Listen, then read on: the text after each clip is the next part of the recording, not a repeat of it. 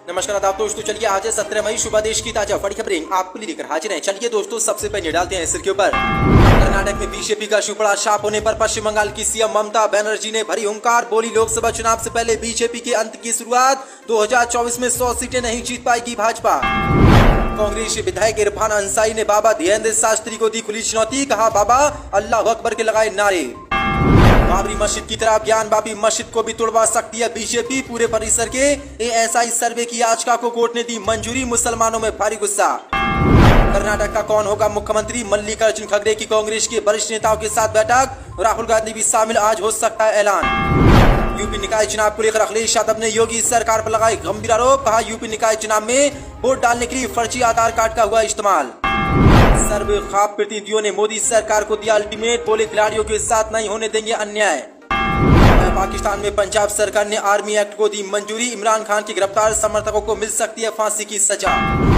कर्नाटक में कांग्रेस की जीत पर बाबुल सुप्रियो का भाजपा पर बड़ा हमला। कहा, बीजेपी गद्दार पार्टी। कर्नाटक रिजल्ट से बहुत खुश हूं। तो दोस्तों, सभी खबरों को एक एक कर विस्तार से आपको बताने वाले। वीडियो को दिल से लाइक कर चैनल को सब्सक्राइब जरूर कर लें। इसी के साथ पहली फट की कल के सामने कर्नाटक में बीजेपी का शुपड़ा शाप होने पर सीएम ममता ने भरी हुंकार। बोली, लोकसभा चुनाव से पहले बीजेपी की अंत की शुरुआत। दरअसल आपको बता दें, कर्नाटक विधानसभा चुनाव में कांग्रेस की जीत पर पश्चिम बंगाल की सीएम ममता बनर्जी ने बधाई दी है। ममता ने दावा किया कि अगले लोकसभा चुनाव में बीजेपी 100 सीटों को पार नहीं कर पाएगी। पश्चिम बंगाल की सीएम ममता बनर्जी ने कहा कि मैं कर्नाटक के लोगों, सभी वोटर को सैल्यूट करती हूं, विजेताओं को बधाई देती हूं। उन्होंने कहा कि छत्तीसगढ़ और मध्य प्रदेश के चुनाव हैं और मुझे लगता है कि बीजेपी दोनों चुनाव हार जाएगी। लोकसभा चुनाव से पहले ये बीजेपी के अंत की शुरुआत है। अब मुझे नहीं लगता कि भाजपा 2024 के लोकसभा चुनाव में 100 सीटें भी पार कर पाएगी। जो बड़ी अपडेट है, बड़ा बयान ममता बनर्जी ने आज दिया है।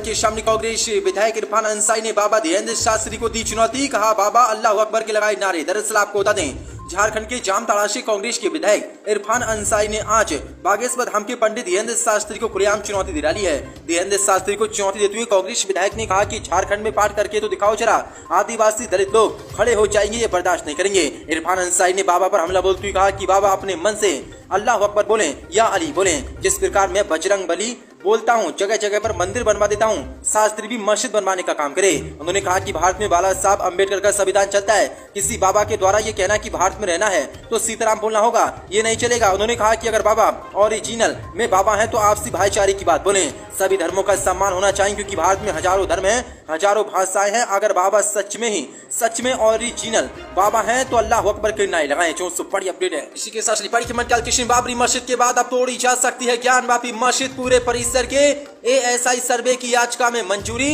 मुस्लिम पक्ष ने किया विरोध। दरअसल आपको बता दें, वाराणसी में काशी विश्वनाथ मंदिर से सटी ज्ञानवापी मस्जिद का विवाद अयोध्या के बाबरी मस्जिद और राम मंदिर के रास्ते पर चल निकला है। दरअसल आपको बता दें, अयोध्या की तरह ही वाराणसी की ज्ञानवापी मस्जिद के पूरे परिसर का एएसआई सर्वे की मांग करती हुई याचिका मंगलवार को जिला जज की अदालत में दाखिल कर दी गई है। जिला जज ने याचिका को स्वीकार करते हुए मुस्लिम पक्ष से 3 दिनों में आपत्ति मांग ली है। मुस्लिम पक्ष को 19 मई को इस पर आपत्ति दाखिल करनी है। अदालत ने अपनी सुनवाई 22 मई को करेगा। दरअसल आपको बता दें, हिंदू पक्ष ने दावा किया है कि यहाँ पर मंदिर बना हुआ था और मंदिर को तोड़कर मस्जिद बनवाई गई है। हिंदू पक्ष के वकील विष्णु जैन ने कहा कि आज भी मस्जिद के तीनों गुंबद मंदिर की दीवारों पर बने साफ दिखाई देते हैं। दीवारों पर बने ताके, शंख, त्रिशूल आदि इस बात की पुष्टि करते हैं कि मंदिर को ही तोड़कर मस्जिद बनाया गया था। अभी एएसआई सर्वे की मांग वाली याचिका मंजूर हुई है। जिस दिन एएसआई की रिपोर्ट आएगी सब कुछ साफ हो जाएगा। अब बड़ी अपडेट निकल के सामने आ रही, बाबरी मस्जिद की तरह ज्ञानवापी मस्जिद को भी वाराणसी को तोड़ा जा सकता है और यहाँ पर भी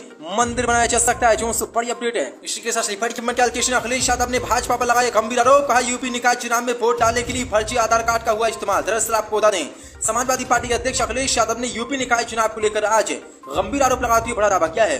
अखिलेश यादव ने कहा कि हालिया यूपी शहरी स्थायी निकाय चुनावों में वोट डालने के लिए फर्जी आधार कार्ड का इस्तेमाल किया गया। अखिलेश ने अधिकारियों पर बीजेपी के इशारे पर काम करने का आरोप लगाया है। उन्होंने कहा कि जमकर यूपी निकाय चुनाव में धांधलीबाजी हुई और जो मतदान हुआ उसमें फर्जी आधार कार्ड बनवाए गए और बीजेपी ने मतदान कराया। जो बड़ी अपडेट निकल के सामने गंभीर आरोप अखिलेश ने ये योगी सरकार पर लगाए हैं। इसी के साथ रिपोर्ट की मंडल कर्नाटक में बीजेपी का सुपड़ा शाप होने पर बाबुल सुप्रियो का बड़ा बयान। कहा अहंकारी बीजेपी जन समर्थन के लायक नहीं, कर्नाटक रिजल्ट से बहुत खुश हूं, बीजेपी है गद्दार पार्टी। दरअसल आपको बता दें कर्नाटक चुनाव में बीजेपी का कांग्रेस पार्टी ने सुपड़ा शाप कर दिया है। अब इसी पर बीजेपी के नेता रहे पूर्व केंद्रीय मंत्री बाबुल सुप्रियो ने कर्नाटक चुनाव परिणामों पर खुशी जताई है। बंगाल सरकार में कैबिनेट मंत्री बाबुल सुप्रियो ने भाजपा पर तीखा हमला बोलते हुए उससे गद्दार पार्टी करार दिया है। बाबुल सुप्रियो ने कर्नाटक चुनाव रिजल्ट पर खुशी जाहिर करते हुए कहा कि कांग्रेस ने वहां अच्छा प्रदर्शन किया, भगवान कृष्ण ने हमें बदला लेना और अपने अधिकारों के लिए लड़ना सिखाया है। उन्होंने कहा कि कर्नाटक में बीजेपी की बड़ी हार से बेहद खुश हूं। जी हजूरी और चमचों की खातिर वफादार पार्टी कार्यकर्ताओं को अपमानित करने वाली अहंकारी गद्दार पार्टी आम लोगों के समर्थन के लायक नहीं है। सब जानते हैं कि बीजेपी अपने दिग्गज नेताओं के साथ कैसा व्यवहार करती है। कम से कम 10 दिग्गज नेताओं की पहचान तो कोई भी कर सकता है जिन्हें वाजपेयी जी, अडानी जी द्वारा प्यार और सम्मान दिया गया था, लेकिन मौजूदा नेतृत्व में क्रूरता से सबको दरकिनार और अपमानित किया गया। यहाँ तक कि भाजपा के ये पूर्व दिग्गज भाजपा विरोधी प्रेस कॉन्फ्रेंस करने उनकी नीति और रवैये के खिलाफ दैनिक आधार पर ट्वीट करने से बचते हैं। कर्नाटक को बधाई, अच्छा काम। जो बड़ी अपडेट निकल के सामने आ रही है, बड़ा बयान बाबुल सुप्रियो ने दिया।